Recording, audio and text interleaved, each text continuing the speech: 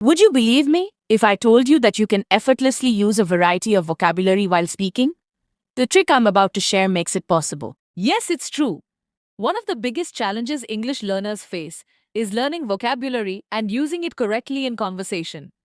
Today, we'll explore a simple method that will help you remember vocabulary in any context. If you find my videos helpful, make sure to hit the subscribe button. It will be a great way to support me and encourage me to create more useful content.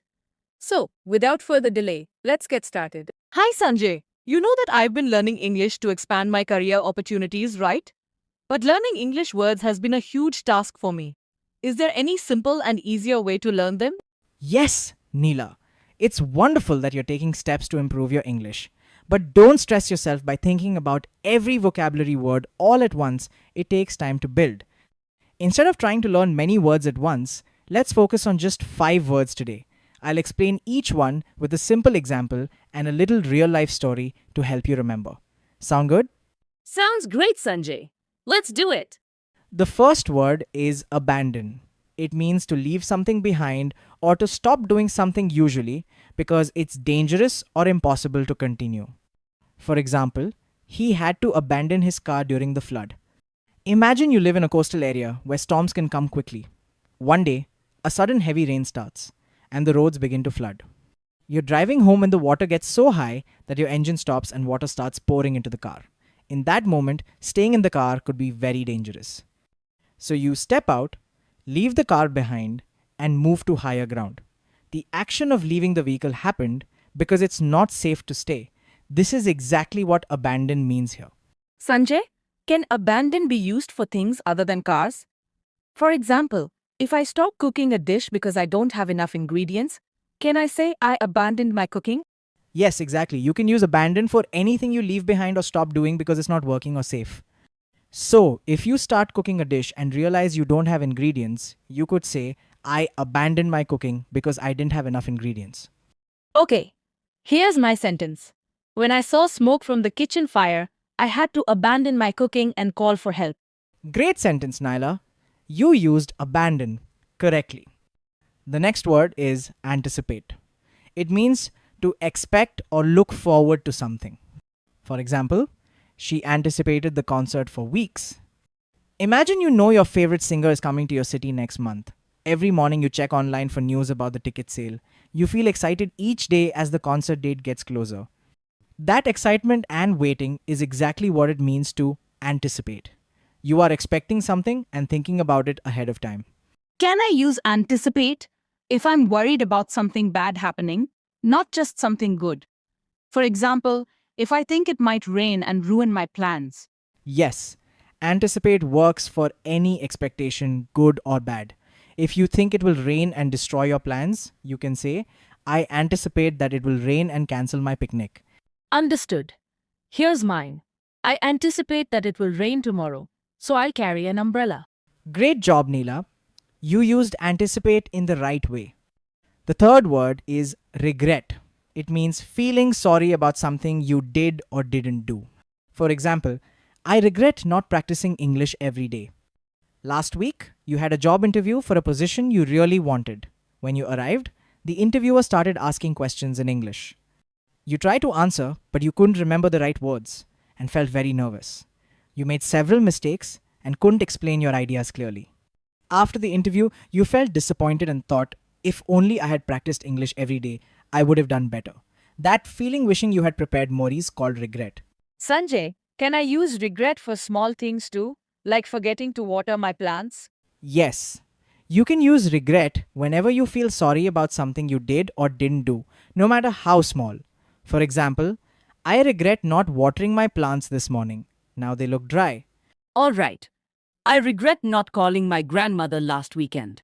Perfect, Naila. That sentence shows real regret over missing the call. The fourth word is coincide. It means that two things happen at the same time. For example, my bus coincides with my friend's bus, so we ride home together. Imagine every day you and your friend finish work at the same time. You go to your bus stop and your friend goes to her bus stop. Both buses arrive at the same time, but you each get on your own bus. Your buses coincide because they come at the same time. Even though you ride different buses. So if I arrive at school at the same time as my friend, I can say our arrivals coincide. Exactly, Naila. You'd say, our arrivals coincide at 8 a.m., meaning you both arrive on the same time. Here's mine. I arrive at 8 a.m. and my brother arrives at 8 a.m. So our arrivals coincide. Good example. You used coincide correctly. The final word is demonstrate. It means to show or explain something. Simple synonym is show or display. Example, the teacher demonstrated how to solve the math problem. Picture your friend just bought a new smartphone and doesn't know how to send a photo message. You take the phone, show her step by step how to open the camera, take a picture, then open the messaging app and attach that photo. As you walk her through each step visually, you are demonstrating for her, you're showing exactly how it's done instead of just telling her. Can I use demonstrate if I show how to do something on paper, not in person, like drawing a picture of steps? Yes, you can demonstrate by drawing steps on paper or even by writing instructions that show how to do something. For example, I demonstrated each step of my project clearly in my thesis. Tomorrow, I will demonstrate how to solve a math problem to my classmates. That's a great sentence. You've used demonstrate correctly in a sentence. All right, Neela, let's have some fun with a quick review. I'll describe a simple real life situation and you tell me which word fits best. Ready? Ready, Sanjay? You plan to surprise your best friend at her birthday party, but you accidentally slept through your alarm and missed it. Now you feel really sorry and wish you had set 2 alarms. Which word describes that feeling?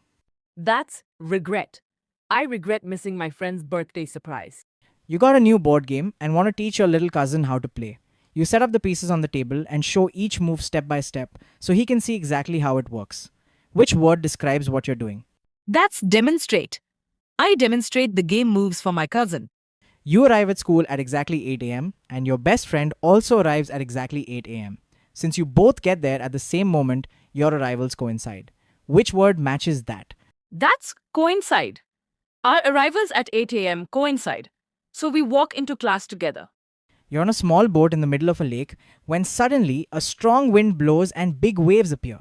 The boat starts taking on water. It's too dangerous to stay, so you quickly jump out and swim to shore, leaving the boat behind. Which word fits? That's abandon. I abandoned the boat to swim safely to shore. You know your favorite mel pizza is coming at 7 p.m. All afternoon, you keep thinking about it and feel excited. Which word fits that feeling? That's anticipate. I anticipate eating pizza at 7 p.m. Fantastic. You matched each word perfectly to these simple scenarios. That was fun and will help you remember them, right? Absolutely. These easy stories stick in my mind. Thanks for teaching me. I hope today's conversation helps you learn new vocabulary words. Take a moment to recall all the words we learned today and try making a sentence with each one. Also, let me know which word you use the most. Thanks for watching. And don't forget to subscribe to this channel for more videos.